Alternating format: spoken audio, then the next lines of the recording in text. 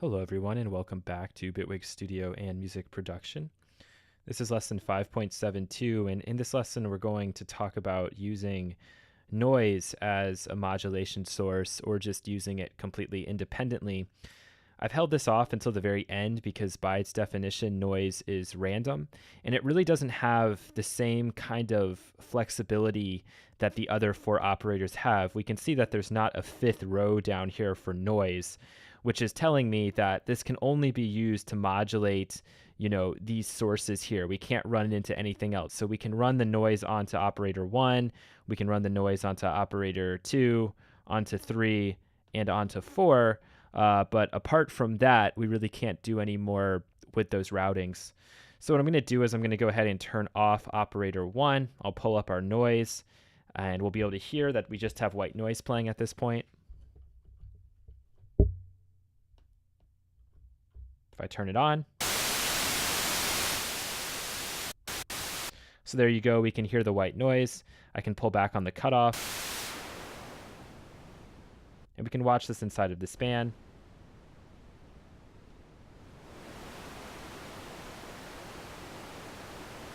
All right, we have a Q control, just like a resonance control on a filter. So as I pull this up, we'll be hyping whatever frequency we happen to be on. So 1.32. And you can then see that that's the frequency that's hyped. The cool thing in here is that if we pull the Q all the way up and pull our cutoff down, if we increase the drive, this is like increasing the drive on an analog distortion. And so we will start to see some harmonics popping up, which you can see there, and that's kind of cool, I think.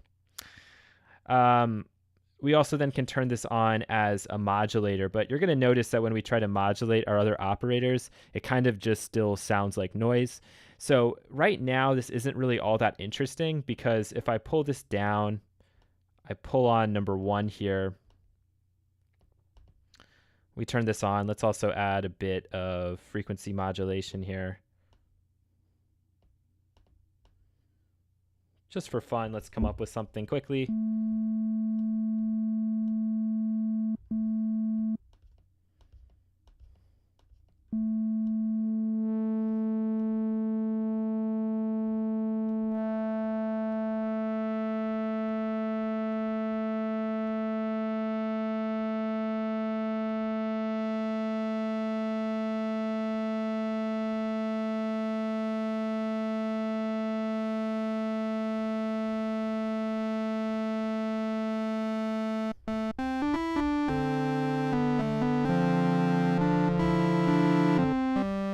Okay, I'm cool with that, but now if I pull this up as a modulator, I can add in some of this noise.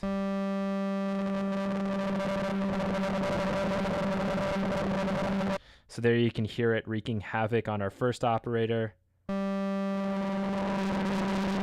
our second operator, on our third operator,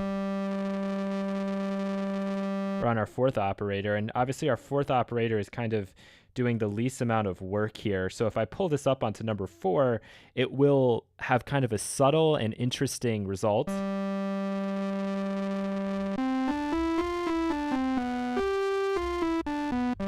Maybe add a little bit to number 3.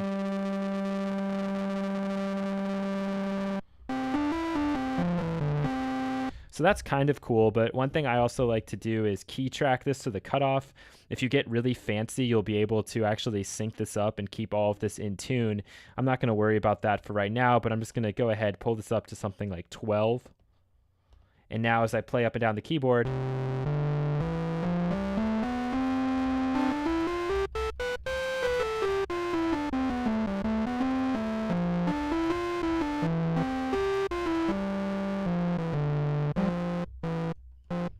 you can see how that quality of noise is changing.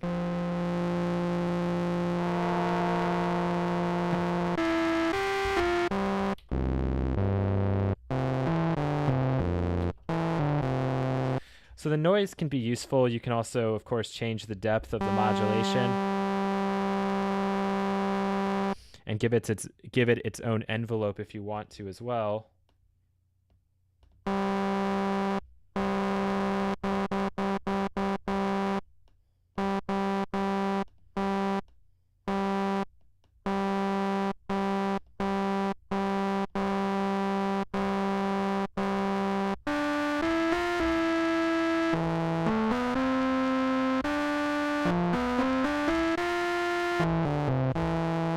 it's a way to grimy up patches a little bit, but don't feel like you have to use this. It is a lot of fun, kind of makes everything sound just a little bit sandy, and I get a kick out of it, but it might be hard to really control this thing the same way that you can control your other operators and modulators and carriers.